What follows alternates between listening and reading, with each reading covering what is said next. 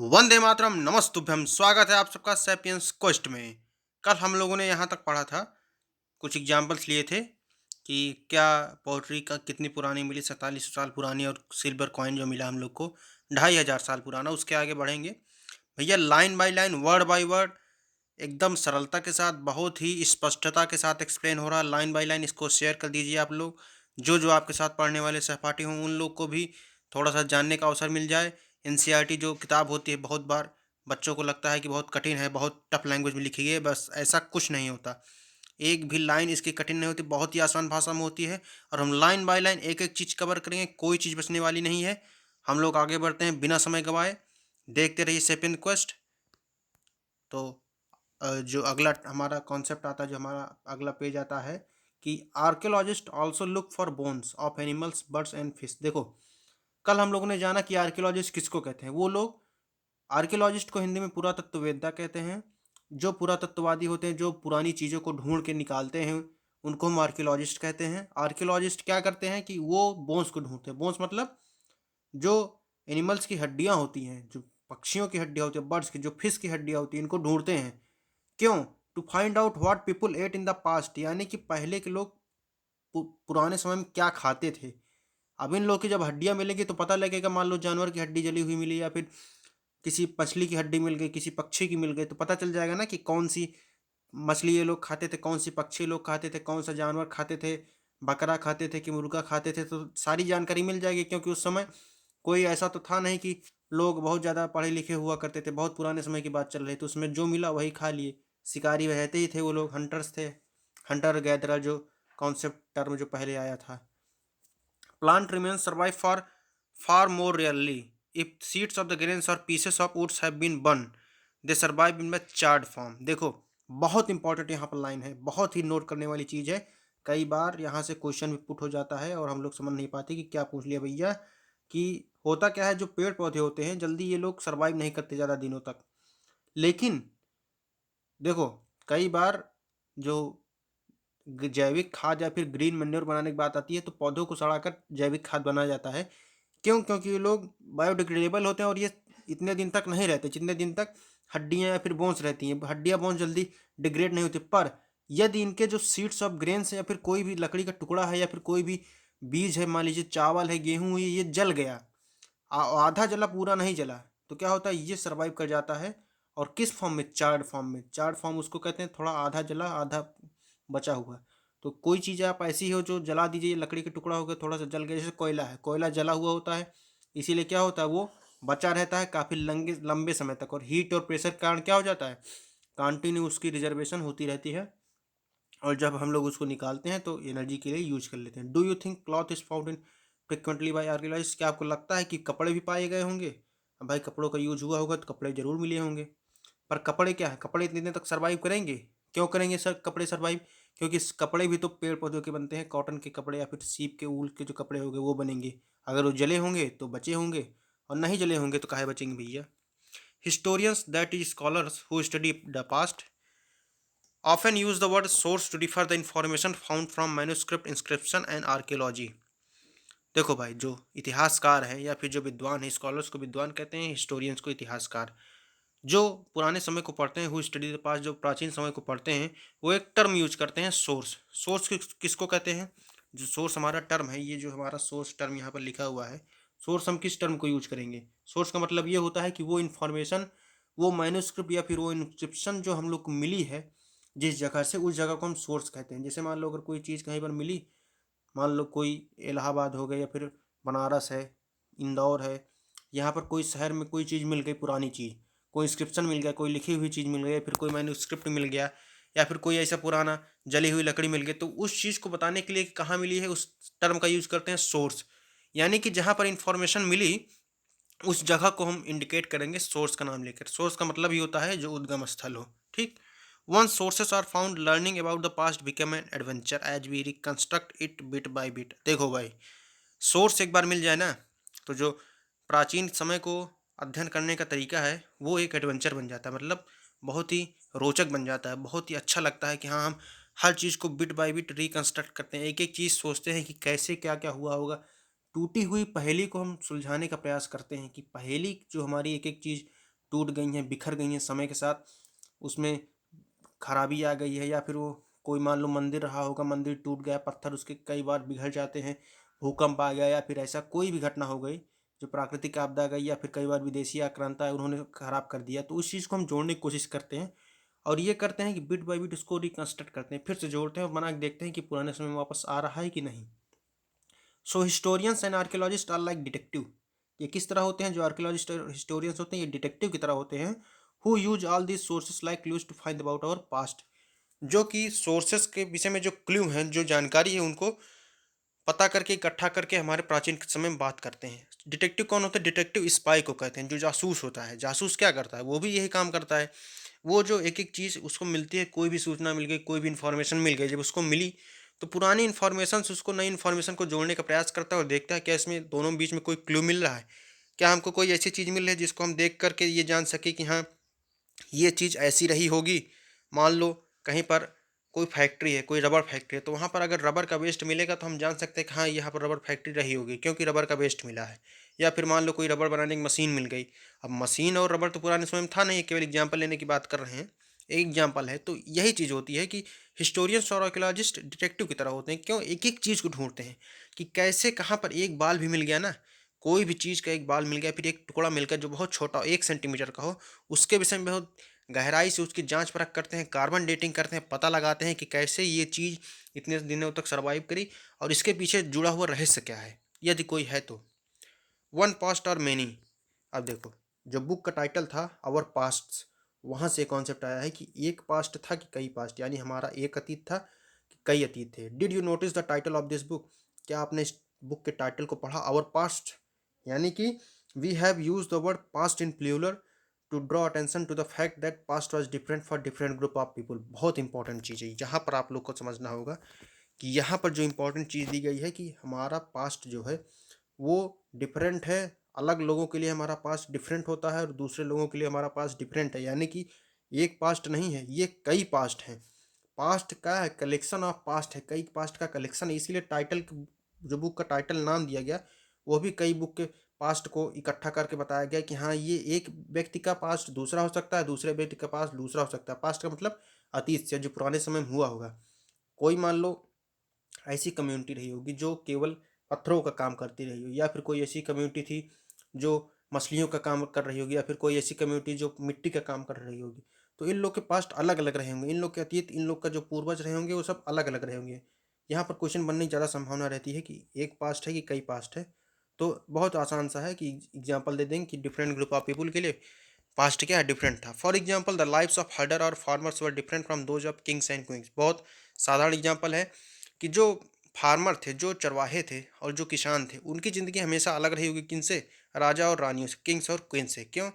क्योंकि वो लोग बहुत आलीशान ज़िंदगी जीते रहे होंगे और जो फार्मर्स और चरवाहे थे वो लोग अपना मेहनत करके कमाते कमाते रहते होंगे, और उनके पास क्या रहा होगा? बैल रहे होंगे 2 जोड़ी, जिनसे वो खेती करते रहे होंगे, कुछ थोड़ा सा ज़मीन रही होगी। तो यही चीज़ें अंतर हैं। The lifes of merchants were different from those of craft person.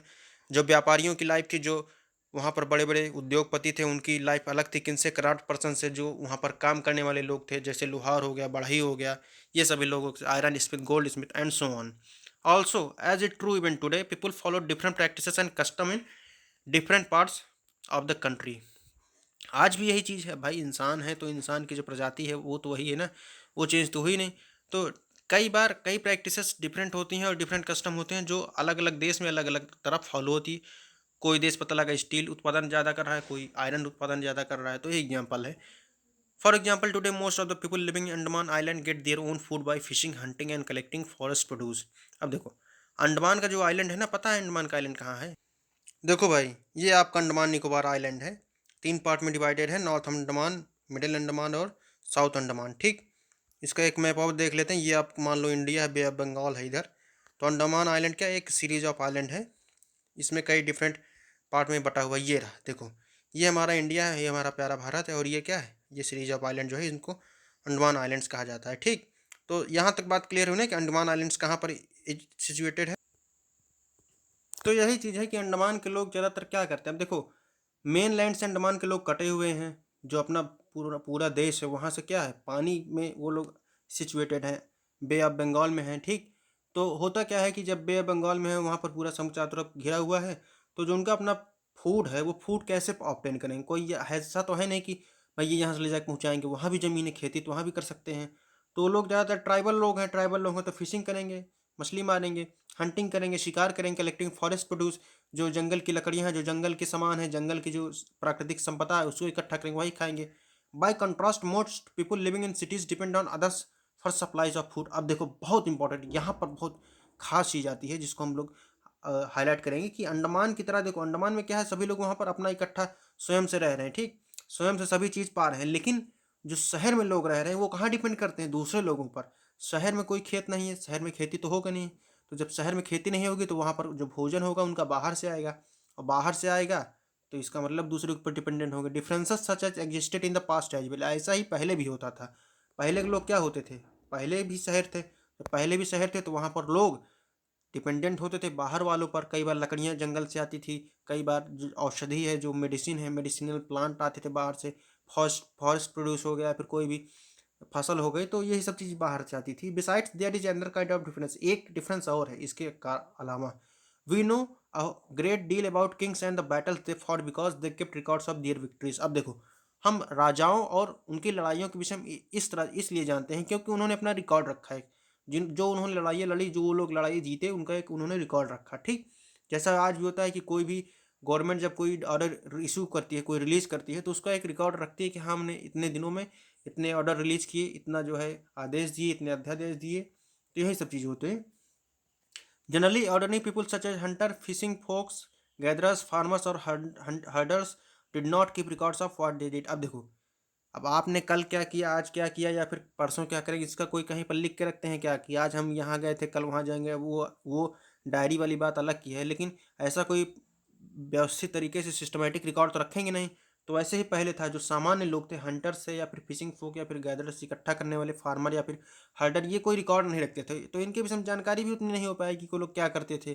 कैसे जानकारी होगी? मान लो उनका कोई टूल मिल गया, कोई फिर फसल जली हुई मिल गई, तो वहीं से हम जानकारी कर लेंगे। जो आर्कियोलॉजिस्ट हैं, जो हिस्टोरियंस हैं, वही अंदाज़ा लगा लेंगे कि अंदाज़ा लगाने से ही सारा काम होना है। While archaeology help us to find about their lives, there is much that remains unknown. अब देखो, आर्कियोलॉजी जो हमारा सब्जेक्ट है, आर्कियोलॉजी एक सब्जेक्ट है, ठीक। और आर्कियोलॉजी जो पढ़ता है उसको कहते हैं आर्कियोलॉजिस्ट। जो आर्कियोलॉजी में पर्सन होते हैं, जो ढूंढ के लाते हैं, उनको आर्कियोलॉजिस्ट कहते हैं। और जो आर्कियोलॉजी, लॉजी का मतलब जो लास्ट टर्म है ना, लॉजी एल ओ जी वाई, इसका मतलब होता है स्टडी करना, और ये आर्कियो का मतलब जो प्राचीन समय में हो। तो ये आर्कियोलॉजी जो स्टडी है, पुराने समय की स्टडी है। तो ये आर्कियोलॉजी सब्जेक्ट क्या मदद करता है? ये हम लोग की सहायता करता है, हम लोग को हेल्प करता है, ताकि हम लोग पुराने समय में जान पाएँ जो कि हमसे अननोन है। यानी कि राजाओं के विषय में जान गए, लेकिन कई बात ऐसी भी राजाओं की होती हैं जिनके विषय में हम नहीं जान पाते, ठीक? ऐसा कई बार होता है। अगले टॉपिक पे आएँगे, व्हाट डू डेट्स मीन? अब देखो, इतना हमको पता चल गया कि हाँ, जानकारी कैसे पता करते हैं राजाओं के विषय में, जो अदर पर्सन है उनके विषय में, पर डेट का क्या मतलब? डेट का रोल कहाँ पे आता है? डेट्स का मतलब होता क्या है रियली? डेट, जैसे आपसे कह दिया कि डेट ऑफ बर्थ बताओ, तो डेट ऑफ बर्थ आप क्या बताएंगे? आप जिस दिन पैदा हुए वही डेट ऑफ बर्थ बता देंगे, पर इसका रियल रियल मतलब क्या होता है कि डेट ऑफ बर्थ से रिलेटेड क्या है? सही सही तो एक तरह का डेटा ही है ना डेट ऑफ बर्थ, कि आपने बता दिया कि हाँ इस दिन हम पैदा हुए, पर रियलिटी क्या होगी कि आपकी इसी से एज नापी जाएगी। आप कहीं पर जाएंगे तो आप एक परिचय बता पाएंगे, दूसरे से कंपेयर भी कर पाएंगे, हाँ ये आप हमसे बड़े हैं, आप छोटे हैं, तो यही सब होती है। वैसे ही हिस्ट्री में इसका रोल होता है। देखते हैं आगे क्या इसका मतलब है। If somebody ask you the date, you will probably mention the day, month and year. अब देखो, डेट में तीन चीज़ बहुत इंपॉर्टेंट होती हैं। पहला दिन कौन सा है, दूसरा मंथ कौन सा है, महीना, तीसरा साल यानी कि ईयर, ईयर कौन सा है। तो आप ऐसे अगर आपसे कोई डेट पूछेगा तो आप तीन चीज़ बताएंगे कि हाँ 4 तारीख है, चौथा महीना और 2022 चल रहा है, ठीक। लेकिन these years are counted from the date generally assign to the birth of Jesus Christ, the founder of Christianity. अब देखो, क्रिश्चियनिटी जो थी, वो क्रिश्चियनिटी कब फाउंड हुई? जब जीसस क्राइस्ट जिस दिन पैदा हुए, ठीक। और जब जिस दिन पैदा हुए उसी दिन से माना जाता है कि हाँ डेट ऑफ बर्थ, जो जो हमारी डेट चल रही है, जो आज 2022 आप बताते हो क्या है, क्रिश्चियन डेट है, ठीक। हमारे देश में भी और भी कई तरह के कैलेंडर यूज होते हैं। शक संवत हो गया, विक्रम संवत हो गया, जो और भी पहले के हैं, पर ये क्रिश्चियनिटी की डेट है। तो कहा जाता है कि जिस दिन से क्रिश्चियनिटी शुरू, उसी दिन से क्रिश्चियनिटी मानते हैं, 2000 साल पहले, ठीक। लेकिन एक इंपॉर्टेंट चीज़ ये है कि क्या 2000 साल पहले पुराना भारत का इतिहास तो है नहीं, या फिर कोई भी देश में, विदेश में, कहीं पे पूरी दुनिया में कहीं पर ऐसी जगह तो है नहीं कि केवल 2000 साल पहले ही सारी चीज़ें शुरू हुई। चीज़ें बहुत पहले से हुआ करती थी, तो उसका क्या पता करेंगे। तो स्टार्टिंग तो हम मान ली कि हाँ भैया 1 तारीख 1 साल 2 साल 2001 फिर 2002 तो फिर 2022 आ गया, ठीक है, लेकिन उसके पहले का क्या करेंगे, तो उसके पहले क्या करेंगे देखते हैं क्या बताया गया है। सो 2000 means 2000 years after the birth of Christ, वही चीज़ हुई कि 2000 का मतलब हो गया कि 2000 साल बाद जिस दिन बर्थ हुआ था किनका, क्राइस्ट का, जो क्रिश्चियन के फाउंडर थे। All dates before the birth of Christ are counted backward and usually have the letters BC, यानी कि बिफोर क्राइस्ट एडेड ऑन। उनके बाद की जो चीज़ें थी पता चल गया कि हाँ 1 2 3 गिनेंगे, लेकिन अब जो उसके पहले की चीज़ें थी तो निगेटिव में डेट तो गिनेंगे नहीं कि -1 साल, -2 साल, -2000 साल। तो सिंपली सा एक एब्रीविएशन यूज कर देते हैं। एब्रीविएशन क्या होगा, एब्रीविएशन एकदम सिंपल सा है कि बीसी, यानी कि बिफोर क्राइस्ट। अब बिफोर क्राइस्ट को ऐड कर दिया जाता है कि हाँ हम बता रहे हैं कि 2000 साल पहले की बात कर रहे हैं, तो 2000 केवल सन 00 एडी दिखा दिया, फिर 1 एडी या फिर 2 एडी। जीरो जल्दी नहीं लिखते क्योंकि उसका रूल है, नियम है, -1 के बाद डायरेक्ट वो 1 पर जंप कर जाते हैं। पर कहते यही है कि हाँ उसके पहले का उसके बाद का लिखना है तो लिख लेंगे, लेकिन उसके पहले कैसे लिखेंगे, मान लो जिस दिन जीसस क्राइस्ट पैदा हुए इसके 3000 साल पहले लिखना है तो -3000 ईयर नहीं लिखेंगे। क्या लिखेंगे, क्योंकि एज को निगेटिव में कैलकुलेट तो करेंगे नहीं, एज नेचुरल नंबर है। तो उसको लिख देंगे हाँ 3000 बीसी, यानी कि 3000 वर्ष पहले जो बीसी यूज हुआ है, यानी कि बिफोर क्राइस्ट, क्राइस्ट के पैदा होने के पहले। अब देखो, in this book we will refer to dates going back from present using 2000 as our starting point. Generally इस बुक में 2000 जो 2000 है ईयर है, 2000 को हम स्टार्टिंग पॉइंट मानते हैं, और स्टार्टिंग पॉइंट सही सही जो होगा जिस दिन जीसस क्राइस्ट पैदा हुए थे उस दिन के लिए, ठीक। तो यहाँ पर बुक में बताया गया कि जब हम डेट्स को लेंगे तो यही मानेंगे कि हमारे स्टार्टिंग पॉइंट 2000 है और बैक जाएंगे प्रेजेंट से, यानी प्रेजेंट से पुराने समय में बैक वापस जाएंगे, ठीक। यहाँ तक कोई क्वेरी हो तो आप बताइएगा, कमेंट करिए, कोई दिक्कत हो यदि हम बहुत तेज़ बढ़ रहे हो या फिर कोई ऐसा कॉन्सेप्ट जो आपको ना समझ में आ रहा हो। हम कोशिश ये कर रहे हैं कि लाइन बाय लाइन एक भी लाइन छूटने नहीं पाएगी, बिटवीन द लाइन्स हम लोग पढ़ेंगे। आपको कोई भी क्वेरी होगी कमेंट सेक्शन में आप लोग जरूर पूछिएगा, कभी मत हिचकाइएगा कि कोई दिक्कत है या फिर कोई भी ऐसी चीज़ जो आपको ना समझ में आए। तो आगे बढ़ेंगे, आज हमारा हो सकता है चैप्टर भी कंप्लीट हो जाए, बहुत सरलता के साथ हम लोग लगे रहेंगे। तो लेटर्स विद डेट्स, थोड़ा सा एक कॉलम है, इसको देखेंगे कि डेट्स के जो लेटर्स हैं उसको यूज कैसे करते हैं। BC we have seen stand for before Christ. BC का मतलब हम लोग समझ गए कि बिफोर क्राइस्ट यूज करेंगे, क्राइस्ट के पैदा होने के पहले। लेकिन कुछ चीज़ ऐसी हैं जो आपको और भी जानना है, जैसे you will sometimes find A B before dates. अब देखो ए डी कई बार लिखा होता है, इसका मतलब क्या होगा। अभी तो हमको पता चल गया कि हाँ बाद में लिखेंगे तो बाद में बीसी हो जाए, बाद में जनरली लिख देंगे हाँ 1000 2000, लेकिन उसके पहले जाना है स्टार्टिंग पॉइंट जीरो लेकर के, तो बीसी लिख दिए, ठीक। पहले बात का दोनों का हो गया, तो एडी कहाँ यूज करेंगे, एडी कहाँ यूज होगा, ये एडी देख लेते हैं कहाँ यूज होगा। This stand for two Latin words anno domini meaning in the year of lord Christ. मतलब कि अगर एडी जब यूज करेंगे तो एडी को ही हम लोग किस में मानते हैं, जो हम शब्द पहले के लिए बीसी यूज कर रहे हैं उसी को यहाँ पर कह दिया गया कि लैटिन वर्ड एनो डोमिनी है, जिसका मतलब है कि उस दिन उस ईयर जिस ईयर क्राइस्ट पैदा हुए उसी को एनो डोमिनी कह दिया गया। तो एनो डोमिनी का मतलब हो गया कि सिंपल सी बात है, बाद वाले को एनो डोमिनी मानेंगे, पहले वाले को बीसी मानेंगे। तो मतलब क्या होगा, एग्जांपल लेंगे, two so 2012 can also be written as AD 2012। मतलब जो इन्हें डोमिनी शब्द है ये लैटिन वर्ड है, जिसका मतलब होता है कि वह साल वह ईयर जिस दिन जिस ईयर पे क्राइस्ट पैदा हुए, और उसी वर्ष से लेंगे तो वो हो जाएगा एडी। मतलब बीसी और एडी में आप लोग की जो कन्फ्यूजन है क्लियर हो जानी चाहिए, बीसी पहले के लिए हो गया और एडी जो है बाद के लिए हो गया। यहाँ तक क्लियर है, यहाँ तक कोई कन्फ्यूजन हो तो बताइएगा। यहाँ तक सारी चीज़ क्लियर हो गई, लेकिन थोड़ा सा चीज़ और दी है, वो क्या है, sometimes C use instead of AD and B C instead of B C. देखो कई बार ऐसा होता है कि एडी की जगह सी यूज कर लिए और बी सी की जगह बी सी यूज कर लिए। अब देखो the letter C stand for common era and B C for before common era. अब देखो बिफोर क्राइस्ट और आफ्टर क्राइस्ट इसको याद रखोगे तो सारा चीज़ कंप्लीट हो जाएगा, केवल बी सी याद रखो, वहीं से सारी कन्फ्यूजन दूर हो जाएगी। क्यों, क्योंकि बिफोर क्राइस्ट एरा जो हम लोग बात की तो बिफोर कॉमन एरा वही चीज़ बन गया, यानी कि बी सी ई के ई जो शब्द है ई का मतलब एरा लगा दिए, ठीक।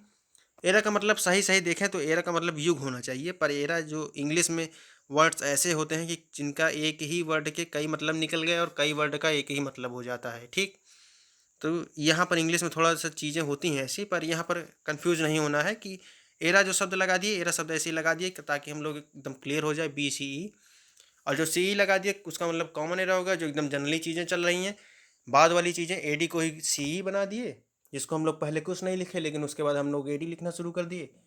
ए डी लिखने के बाद सी ई यूज कर दिए कि हाँ भाई सी ई यूज करेंगे, कॉमन एरा। और जो बी सी था, जो हम लोग को पहले मानना था कि जीरो के पहले चलेंगे, जीसस क्राइस्ट के पहले जाना है, यानी कि निगेटिव में जाना है, लेकिन निगेटिव में जाने के लिए वो लोग नेगेटिव ना जा करके उसको यूज़ कर लिए बी सी, और उसी बी सी को बना दिए बिफोर क्राइस्ट को बिफोर कॉमन एरा। यानी कि कॉमन एरा मान लिया कि कुछ लोगों ने मान लो टिप्पणी किया होगा भैया क्राइस्ट का यूज कर रहे हैं, जो हमारे भगवान हैं उनके नाम पर क्यों यूज कर रहे हैं, या फिर कुछ लोग टिप्पणी किए होंगे कि क्योंकि एक ही रिलीजन का आप क्यों यूज करें, तो हो सकता है इसी कारण से इसको बदल दिया गया हो। We use this term because the Christian era now use in most countries of the world. हम लोग इन टर्म को क्यों यूज करते हैं, क्योंकि मोस्टली देखो अब दुनिया में ग्लोबलाइजेशन के कारण ना कई चीज़ें एक हो गई हैं। यानी कि जब पहले अलग अलग देशों में अलग अलग चीज़ें चलती थी, लेकिन कल्चर और इतना सिविलाइजेशन मिक्स हो गई है ग्लोबल विलेज होने के कारण और इंटरनेट होने के कारण, सभी चीज़ें मिक्स हो गई, इंटरविंगल्ड हो गई हैं। तो यही कैलेंडर हर जगह यूज करते हैं, तो इसीलिए इसका नाम क्रिश्चियन एरा रख दिया गया। और ये मोस्ट ऑफ द कंट्रीज में यूज होता है। इन इंडिया भी began using this form of dating about 200 years ago. अब देखो भारत में कभी इसका यूज करना शुरू किया 200 साल पहले। भाई देखो अंग्रेज आए तो उनकी डेटिंग मेथड था, उनका डेटिंग मेथड था, उनकी डेटिंग टेक्निक थी, तो उन्होंने ही अपने ऊपर हमारे ऊपर भी थोप दी और हम भी उसी का यूज करना शुरू कर दिया। हमारे यहाँ क्या था, हमारे यहाँ विक्रम संवत और कई तरह के और भी संवत चलते थे, जो हमारे यहाँ विक्रमादित्य जैसे हो गया या फिर शक संवत हो गया। तो इसी तरह से कई कैलेंडर थे जो हम लोग यूज करते थे। आज भी देखिए 12 महीने जो कहते हैं, हिंदी के 12 महीने अलग हैं, अंग्रेजी के 12 महीने अलग हैं, सावन भादो मास पूस ये सब हो गया। तो वही सब चीज़ें हैं कि इंग्लिश वाला ज़्यादा अपना लिए हम लोग और इंग्लिश में ही कंफर्टेबल बन गए। And sometimes the letter BP meaning before present are used. BP भी हो गया, बीपी का मतलब हो गया बीसी वाला, समझे कि नहीं। बी शब्द आ रहा है, समझ लो वही एक ही चीज़ मतलब निकल रहा है, कुछ कंफ्यूज नहीं होना कि बिफोर प्रेजेंट यानी कि प्रेजेंट से पहले, और बीसी मतलब बिफोर क्राइस्ट, और बीसी मतलब भी बिफोर कॉमन एरा हो गया। Find two dates mention on page 3 which set of letters would you use for then. अब देखो पेज 3 पर कुछ डेट दी गई है, ये लोग आप लोग करेंगे, थोड़ा सा होमवर्क ये आप लोग को दिया जा रहा है कि इसका मतलब क्या होता है। चैप्टर लगभग हम लोग का कंप्लीट हो गया, थोड़ा सा इसमें थोड़ा सा हल्का सा दिया हुआ है, इसको हम लोग कर लेते हैं, उसके बाद फिर हम लोग का चैप्टर कंप्लीट हो जाएगा। नेक्स्ट चैप्टर बाद में शुरू करेंगे। एल्सवेयर देखो ये तो मान लो हो गया हमारे यहाँ का। हमारे यहाँ का क्या, इसके पहले भी कई जगह की लैंग्वेज हो गई, लेकिन कुछ सेट ऑफ लैंग्वेज इसमें दी गई, कुछ स्क्रिप्ट दी गई। जैसे देखो पढ़ लेते हैं। We have seen that inscription are scribed on hard surface. हमने देखा कि जो इंस्क्रिप्शन होते थे उनको कहाँ लिखा जाता था, उनको कहाँ उकेरा जाता था, हार्ड सरफेस पे। क्यों? ताकि ज़्यादा दिनों तक टिकी रहें। Many of these were inscribed several hundreds of years ago. कई इसमें से ऐसी थी जिनको कई 100 साल पहले बनाया गया। All inscription contain both script and languages. देखो स्क्रिप्ट का मतलब केवल साइन होता है, केवल चिन्ह होता है, पर लैंग्वेज का मतलब क्या होगा? लैंग्वेज का मतलब आप बाकायदा उसको एक ग्रामेटिकल फॉर्म में अरेंज करके सिस्टमेटिक तरीके से लिख रहे हैं, और उस लैंग्वेज को आप पढ़ भी सकते हैं, पढ़ने के साथ साथ उसका एक मीनिंगफुल वर्ड भी निकलेगा, ठीक। और स्क्रिप्ट क्या हो सकती है? हो सकता है लैंग्वेज का ही एक थोड़ा छोटा सा पार्ट हो जाए, उसमें उसमें आप केवल सिंबल बना दिए, सिंबल हो गई आपकी स्क्रिप्ट। पर स्क्रिप्ट से ही निकली है लैंग्वेज। स्क्रिप्ट ब्रॉडर टर्म है और लैंग्वेज जो है छोटा उसी का एक हिस्सा है। Languages which were used as well as script have changed over time. देखो कई चीज़ें ऐसी थी पुराने समय से नए समय जब हम लोग आए तो कई चीज़ें बदल गई। आप लोग पहले जो हमारे पूर्वज थे तालाब से पानी भरते थे, नदी से पानी पीते थे, उसके बाद फिर कुआं यूज करने लगे, और उसके बाद अब नल आ गया। अब नल के बाद भी देखो सब लोग बोतल में पानी पीने लगे। तो चेंज होती रहती है, change is the law of nature है। चेंज होना ही क्या है? नेचर का लॉ है। Languages which were used as well as script have change over time. Change हो गई। So how do scholars understand that was inscribed? This can be done through process known as decipherment. अब देखो जब language पूरी change हो गई तो scholars और हिस्टोरियंस को बड़ा प्रॉब्लम होगी, कैसे इसको हम लोग समझें। तो इसका एक सिंपल सा प्रोसेस होता है डेसिफरमेंट, यानी कि कोड डिकोडिंग को हम लोग कोडिंग करके उसको और डिकोड करें। यानी कि कोई चीज़ मान लो दी गई है, उसको एक कोड के फॉर्म में दी है, तो उसको सिंपल सा फॉर्म में पजल को हम लोग सॉल्व करिए, सिंपल से निकालें कि इसका मतलब क्या होता है। जैसे देखो कुछ इस इंस्क्रिप्शन है जो यहाँ पर लिए गए हैं कि इसका जो ट्रायंगुलर फॉर्म हो गया इसको हम पी यूज करेंगे, इसको टी यूज करेंगे। तो इस तरह के कुछ मान लो यहाँ पर टर्म यूज किए गए हैं जिनको हम लोग कह सकते हैं कि हाँ इसका मतलब ये होगा, ये इसका मतलब वो हो गया, ये हो गया यम, इसको हम ये लोग यस यूज करेंगे। और उसके बाद फिर कई तरह के टर्म इसमें और हो गए जो हम लोग यूज़ करते थे, जैसे ये कौवा वुआ बना है इसमें, और शेर हो गया एल। तो पुराने समय के लोग थे जिन्होंने जो जानवर देखे उसी हिसाब से अपना लेटर बना लिए। One of the most famous stories of decipherment comes from Egypt, a country in the North Africa where there were kings and queens about 5000 years ago. 5000 साल पहले इजिप्ट में एक जगह थी, अफ्रीका में एक जगह थी इजिप्ट, जहाँ पर सबसे फेमस स्टोरी आती है। और ये किसका एग्जाम्पल है? ये डेसिफरमेंट एग्जाम का एग्जाम्पल। कहीं पर मान लो कुछ लिखा हुआ होगा, उसी के कुछ लेटर्स को उन्होंने पहचाना, और पहचानने के बाद क्या किया कि हाँ एक एक वर्ड को समझते गए, इसका मतलब ये होता है, इसका मतलब ये होता है। जैसे ऊपर यहाँ पर दिया हुआ था कि ये कौवा और चिड़िया बना दिए, शेर बना दिए, इसका मतलब यहाँ से निकाल लिया गया। तो वैसे यहाँ पर निकाला गया और यहाँ पर एक स्टोरी दी जाती है। इस स्टोरी को हम लोग पढ़ेंगे और अपना चैप्टर कंप्लीट करेंगे। Rosetta is a town on the north coast of the Egypt. Rosetta एक टाउन है जो नॉर्थ कोस्ट के उत्तरी तरफ, उत्तरी तट पर पड़ती है। Egypt can here an inscribed stone was found. यहाँ पर एक इंस्क्राइब्ड स्टोन पाया गया which contains inscription in 3 different languages and script. अब देखो, बहुत ही खास चीज़ यहाँ पर लिखी गई है, समझ रहे हो कि नहीं, कि यहाँ पर 3 डिफरेंट लैंग्वेज यूज हैं। सोच सकते हो, 3 अलग अलग भाषा, Greek and 2 forms of Egyptian. यानी कि एक भाषा को पढ़ने में इतनी दिक्कत, तो 3 भाषा को पढ़ने में कैसे करेंगे? सोचो कितना मेहनत करते होंगे स्कॉलर्स और जो हिस्टोरियंस होते हैं, कितनी दिक्कत आती होगी। यहाँ पर किताब पढ़ने की दिक्कत में तो सभी बच्चे माथा फोड़ लेते हैं, और वो लोग दिमाग उन लोग का खाली हो जाता होगा इसी में। बहुत कठिन काम है, सबके बस की बात नहीं होती। Scholars who could read Greek figured out that the names of the kings and queens were enclosed in a little frame called cartouche। देखो, कारटूच जो शब्द है, या फिर कारटूस से भी इसको पढ़ सकते हैं।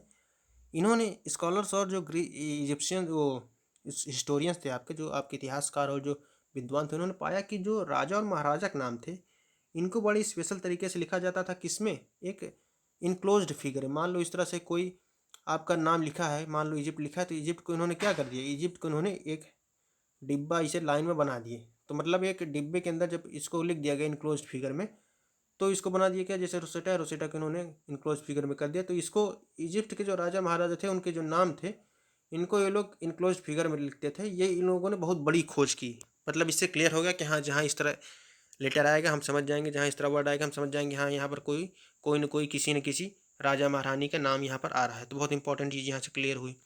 उसके बाद scholars who could read Greek figure named, और वही लाइन हो गई।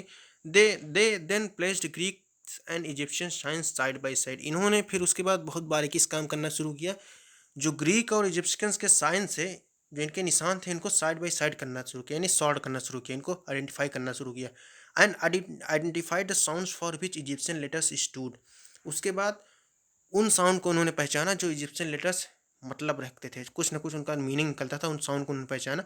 As you can see a line stood for L and a bird for A. Once they knew what the letters stood for they could read other inscription as well. अब देखो, जो ऊपर दिखाया गया था ना, वो यही चीज़ थी, कुछ डिफरेंट नहीं था। ये रोसेटा टाउन से इन्होंने ये ढूंढ के निकाला कि इसका मतलब होता क्या। जैसे इन्होंने बताया कि हाँ एक स्क्वायर बना दिया गया, तो इसका मतलब पी हो गया। उसके बाद मान लिया कि ये कोई डिफरेंट तरह का कोई एक एनिमल रहा होगा, या फिर मान लो कुछ भी ऐसा कोई ऑर्नामेंट रहा होगा, तो इसका मतलब ओ होता है। इस तरह बना दिया, ये निशान एम हो गया, इस तरह ये निशान बना दिया गया तो यस हो गया। तो इन्होंने फिगर आउट किया, इसको बहुत बहुत मेहनत करी होगी। इन्होंने सोचा होगा कि कैसे ये चीज़ें यहाँ पर मीनिंग रख सकती हैं। जैसे इन्होंने खोजा कि हाँ इनक्लोज्ड फिगर में रख रहे हैं, तो वो राजा का नाम हो गया। अब ये शेर बना है, इसका मतलब एल हो गया। कौवा है मान लो, तो कौवा का नाम ए हो गया। फिर एक कौवा रिपीट हो गया, फिर इसका नाम ए हो गया। तो देखो, यहाँ से जब ये लोग पहचान गए कि हाँ इन टर्म का मतलब ये होता है, तो उन्होंने फिर इनको आसानी इसमें हो गई कि हाँ बात के लेटर जो लिखे हैं, इसका रियल मीनिंग क्या लिखा निकलता है, इसको ये लोग बड़ी ही आसानी के साथ पहचान गए। ठीक, तो भैया जैसा कि हम लोग सोचे थे कि आज चैप्टर कंप्लीट हो जाएगा, हम लोग का चैप्टर कंप्लीट हो गया। उसके बाद थोड़ा सा इसमें जो एक्सरसाइज हो सकता है शायद आप लोग कर ही लें, इतनी भी कठिन एक्सरसाइज नहीं है। कोशिश हमने की है कि एक लाइन बाय लाइन हर एक चीज़ कवर करें। लास्ट में देखो एक मैप ऑफ इंडिया भी दिया है, आप लोग मैप ऑफ इंडिया भी ज़रूर पढ़िएगा। इसमें देखो जो नया स्टेट है तेलंगाना, तेलंगाना स्टेट भी इसमें दिया गया है। कई मैप में ही नहीं दिया जाता, तो इसको भी आप लोग जरूर रखिएगा कि कितने स्टेट और कितने यूनियन टेरिटरीज हैं। इसके बाद चैप्टर 2 आता है, चैप्टर 2 हम लोग कल करेंगे। और इसको आप लोग बहुत शेयर करिए, जितने आपके दोस्त हों, जितने आपके भाई बहन मित्र यार जो भी लोग हों, उनको बताइए कि कैसे एक एनसीईआरटी एक्सप्लेन की सीरीज चल रही है, जिसमें line by line, word by word एक-एक चीज़ को कवर किया जा रहा है। कोई भी जानकारी छूटने नहीं वाली है, कोई भी ऐसी दिक्कत नहीं होगी, कोई भी कॉन्सेप्ट आपको क्लियर होने में कोई दिक्कत नहीं होगी। हर एक चीज़ बहुत ही अच्छी तरीके से, सरल तरीके से, बहुत ही स्पष्ट तरीके से, बहुत क्लियरली मेंशन किया जा रहा है यहाँ पर। कोई भी दिक्कत हो आपको, कोई भी क्वेरी हो, कोई भी सजेशन हो, आप कमेंट बॉक्स में ज़रूर करिए। और हाँ, अगर आपको इतना पढ़ाने के बावजूद भी नहीं समझ में आ रहा है, तो सोचिए, अगर हमारी तरफ से कोई दिक्कत हो रही है तो उसको आप कमेंट बॉक्स में बताइए। और हाँ, यदि हमसे कोई गलती भी होती है तो उसको लिए भी आप लोग ये मत सोचिए कि हाँ, बुक में गलती दी है तो हम भी गलती कर दिया, फिर गलती किसी से भी हो सकती है, उसमें कोई दिक्कत नहीं है, हम भी एक इंसान ही हैं। लेकिन एक बात का ध्यान रखिए कि इतने सरल, इतने स्पष्ट तरीके से इसके पहले किसी ने शायद नहीं पढ़ाया, और यूट्यूब के इतिहास में पहली बार हो रहा है। तो इसको ज़्यादा से ज़्यादा शेयर करिए, और कोशिश ये करिए कि इस वीडियो को आप लोग 1 बार देखें, 2 बार देखें, जितनी बार आपको लगे उतनी बार देखें। और इसमें से कोई भी चीज़ आपको ऐसी ना हो जो ना समझ में आए। जो ना समझ में आए उसको आप कमेंट करिए, पूछिए, बार-बार पूछिए, हम बार-बार बताएँगे, लेकिन तब तक बताएँगे जब तक आपको समझ में नहीं आ जाए। और बिटवीन द लाइन्स पढ़ेंगे, एक-एक लाइन क्लियर होगी, एक-एक वर्ड क्लियर होगा। जो आउट ऑफ द बॉक्स है उसको भी क्लियर करेंगे, बहुत ही अच्छे एग्जाम्पल के साथ एक्सप्लेन करेंगे। कोई भी दिक्कत आपको नहीं आने वाली है। पहला चैप्टर हम लोग का कंप्लीट होता है। मिलेंगे अगले वीडियो में नेक्स्ट चैप्टर में। इसके साथ ही आप लोग देखते रहिए सैपियंस क्वेस्ट। नमस्तुभ्यम, वंदे मातरम। देखते रहिए सैपियंस क्वेस्ट। जय हिंद, जय भारत।